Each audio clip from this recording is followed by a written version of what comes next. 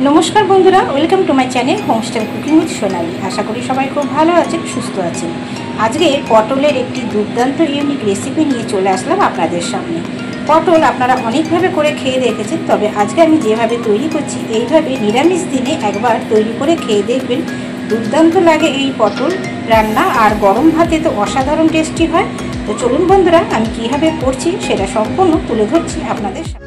पटलेर এই রেসিপির জন্য দেখুন এখানে আমি 5খানা পটল একদম গ্রেট করে নিয়েছি। দেখতে পাচ্ছেন একদম সরু সরু করে নিয়ে নিয়েছি গ্রেট করে।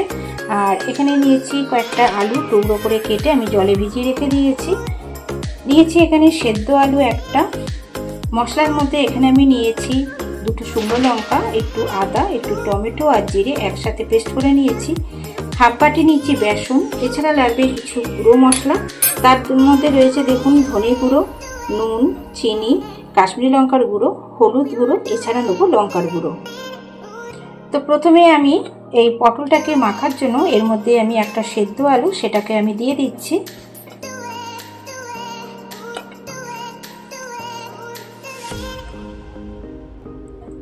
এবার এর মধ্যে আমি কিছু গুঁড়ো মশলা দেবো। দিচ্ছি লঙ্কার গুঁড়ো, দিচ্ছি হলুদ গুঁড়ো, অল্প একটু কাশ্মীরি লঙ্কার গুঁড়ো দিলাম, দেব লবণ,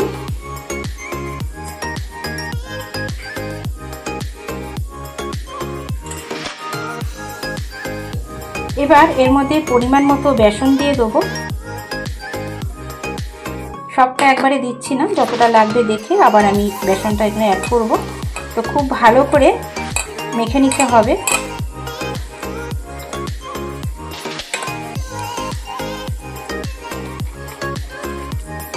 পটল একভাবে রান্না করে নিরামিষই করি বা আমরা পেঁয়াজ রসুন দিয়েই করি, একরকম খেয়ে থাকি। তো একটু অন্য ধরনের খেতে গেলে এইভাবে পটলটা খেয়ে দেখবেন, ভীষণই টেস্টি হয়। আর মাত্র 4-5টা পটল দিয়েই কিন্তু বাড়ির সকলের জন্য একটা রেসিপি তৈরি হয়ে যায়। তো এর মধ্যে আরেকটু বেসন লাগবে, সেটা দিচ্ছি।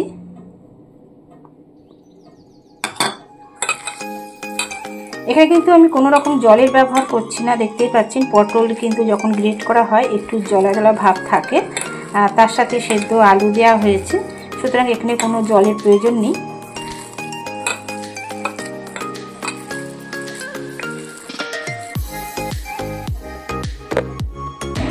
দেখুন এখানে ভালো মতো মাখা হয়ে গেছে পটল আলুর সাথে একবারে। এবার এগুলো আমি পকোড়ার আকারে ভেজে নেব। গ্যাসে একটা কড়াই বসিয়ে দিয়েছি, দিয়ে দিচ্ছি আমি এখানে সর্ষের তেল। আমি এই রান্নাটা সর্ষের তেলে করব, পকোড়াগুলো কিন্তু সর্ষের তেলেই ভাজবো। তো এখানে পরিমাণ মতো সর্ষের তেল দিয়ে দিলাম। পরিমাণ মতো সর্ষের তেল দিয়ে দিয়েছি, তেলটা কিন্তু গরম হয়ে গেছে। এইবার এখান থেকে অল্প অল্প করে নিয়ে পকোড়ার আকারে ভেজে নেব।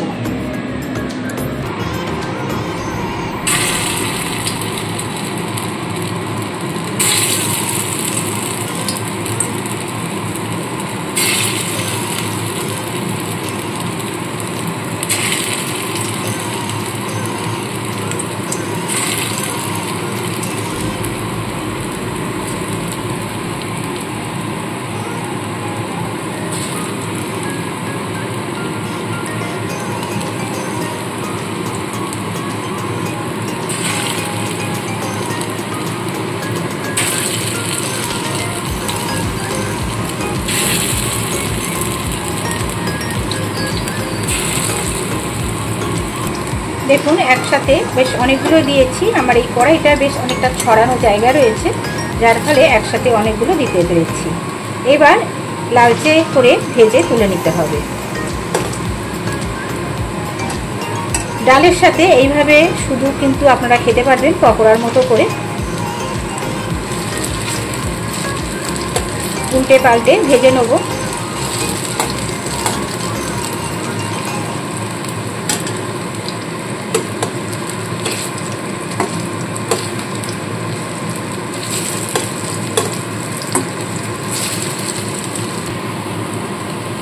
পকোড়াগুলো ভাজা হয়ে গেছে, এবার এগুলোকে আমি তুলে নেব।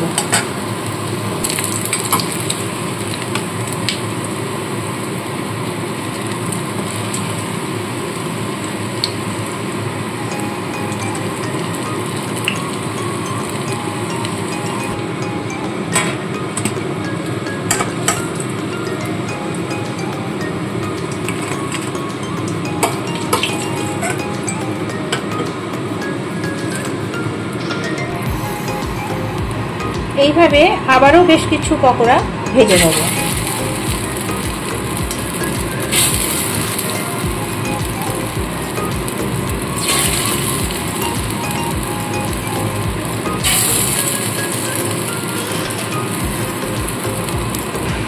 চলুন বন্ধুরা, সমস্ত পকোড়া ভেজে আবার ফিরে আসছি।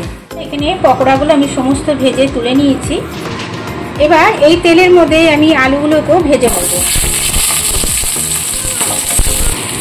দিয়ে দেবো সামান্য হলুদ আর সামান্য লবণ।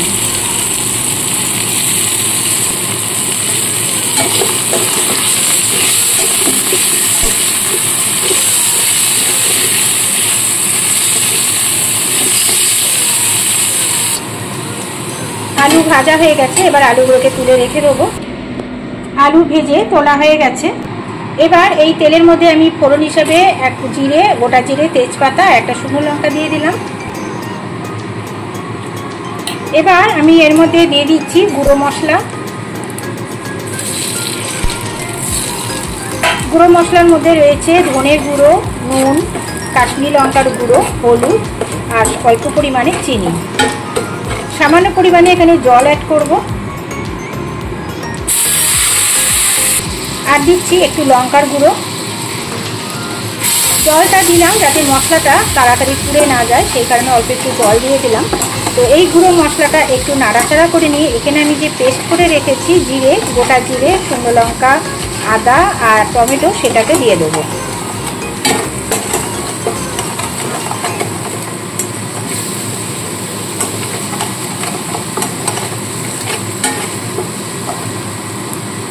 এবার এখানে বাটা মশলাটা দিয়ে দিচ্ছি।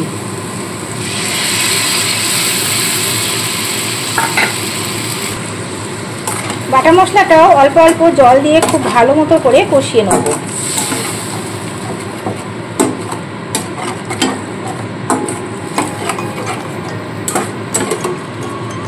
আপনারা চাইলে এর মধ্যে টক দই দিতে পারেন, তবে আমি টমেটো দিয়েছি বলে আর টক দইটা এখানে ব্যবহার করলাম না। মশলাটা কিছুক্ষণ কষিয়ে নিতে হবে। এখানে দেখুন মশলা থেকে তেল ছাড়তে শুরু করে দিয়েছে। আমি কিন্তু একদম কম আঁচে অল্প অল্প জল দিয়ে মশলাটা কষিয়ে নিচ্ছি।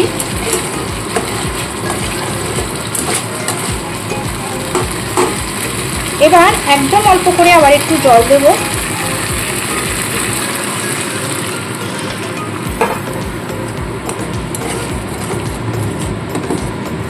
জল দিয়ে এর মধ্যে ভেজে রাখা আলুগুলো দিয়ে আলুর সাথে মশলাটা কষাতে থাকবে।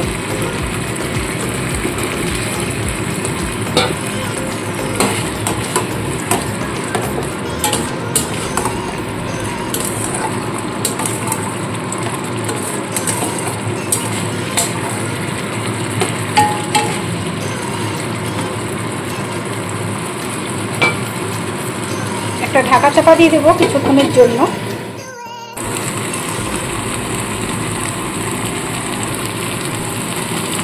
মশলা দেখুন ভালো মতো কষানো হয়ে গেছে, আলুও সেদ্ধ হয়ে গেছে। এবার এখানে আমি এখন পরিমাণ মতো জল দিয়ে দেবো।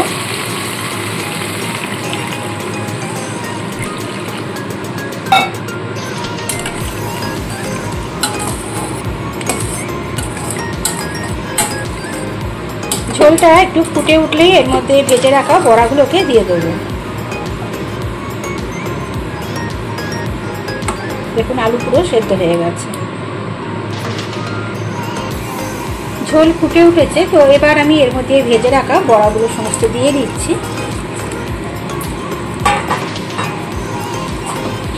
বড়াগুলো নাড়াচাড়া করে নিয়ে এর মধ্যে দিয়ে দেবো সব শেষে গরম মশলার গুঁড়ো আর একটু ঘি। আমি যেহেতু এটা কিন্তু সম্পূর্ণ নিরামিষে তৈরি করছি, তো একটু গরম মশলা দিয়ে দিলাম আর একটু ঘি দিয়ে দিচ্ছি। আপনারা নিরামিষ ছাড়া যদি করেন এর মধ্যে কিন্তু পেঁয়াজ রসুনটা ব্যবহার করতে পারবেন। এবার 1 মিনিটের জন্য আমি ঢাকা চাপা দিয়ে রেখে দেবো।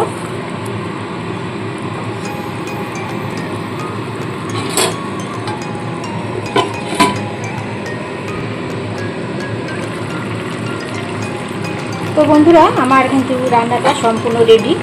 এবার আমি গ্যাসটা অফ করে দিয়ে 1 মিনিট স্ট্যান্ডিং টাইমে রেখে দেবো।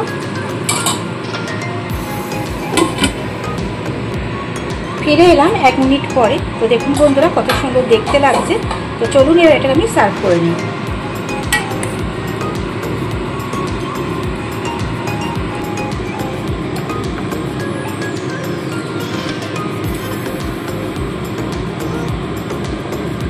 তো বন্ধুরা ভিডিওটা যদি ভালো লাগে অবশ্যই লাইক কমেন্ট করে দেবেন। আর নতুন বন্ধু এসে থাকলে এরকম নতুন নতুন রেসিপি পেতে হলে অবশ্যই আমার চ্যানেলকে সাবস্ক্রাইব করে পাশে থাকা বেল আইকনটি প্রেস করে দেবেন। সবাই খুব ভালো থাকবেন, সুস্থ থাকবেন। ফিরে আসবো আবার কোনো নতুন রেসিপি নিয়ে।